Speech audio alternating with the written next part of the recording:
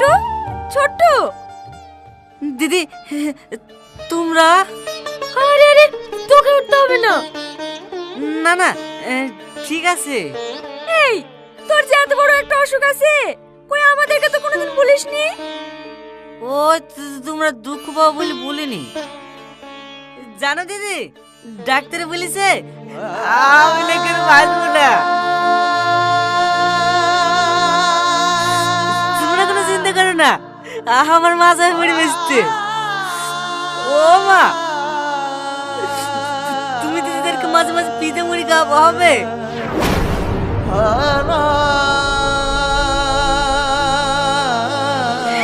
ছোট্ট না না, আমরা কাউকে তোর কিচ্ছু হতে দেবো না। তোর অপারেশন করতে যত টাকা লাগবে সব আমরা ম্যানেজ করবো। কি রে, পারবো না? হ্যাঁ পারবো।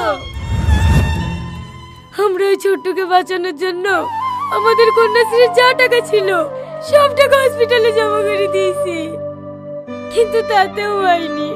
এখনো 50,000 টাকার প্রয়োজন। তাই আমরা রাখি বেঁধে এক ভাইয়ের সাথে টাকা নিই আর এক ভাইয়ের জীবন বাঁচাতে চেষ্টা করছি। আমরা কোনো ফুর্তি করার লেগে টাকা আদায় করছি দি ভাই। আমি না জানি কি ভুল করেছি রে। তোমার আমাকে ক্ষমা করে দাও বোন।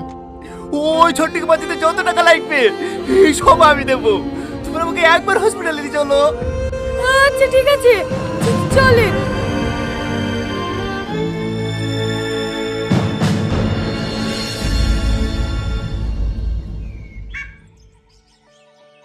কি ব্যাপার, আপনি কাল অপমান করে আপনার মন ভরেনি? আবার আজ বাড়িতে চলে আসুন অপমান করতে। বোন, আমি না জানি না বুঝি তোমাকে অনেক খারাপ খারাপ কথা বলেছি। তুমি আমাকে ক্ষমা করে দাও। আর ক্ষমা? যাকে বাঁচানোর জন্য টাকা জোগাড় করছিলাম তার অপারেশনটাই তো করাতে পারলাম না। এই রীতি, গত রাতে ছোট্টর অপারেশন হয়ে গেছে। ছোট্টর অপারেশন হয়ে গেছে? হ্যাঁ, ও এখন ফুল সুস্থ। ছোট্ট তোকে দেখতে চাইছে, তাই তোকে নিতে আসনু। কিন্তু তোরা অত টাকা ম্যানেজ করলে কোথা থেকে? হে দানা, এই ভাইটাই তো সব টাকা দিয়েছে। আপনি? হ্যাঁ, বোনেরা যদি ভাইয়ের জন্য এত কিছু করতে পারে, এই ভাইটা কি বোনদের জন্য এইটুকু করতে পারে না?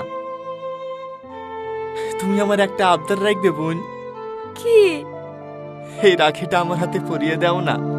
বোন আমার আদরের সোনা বোন, হো বোন আমার আদরের সোনা বোন, রাখি বাঁধলে গো রাখবো মান, হো রাখি বাঁধলে গো রাখবো।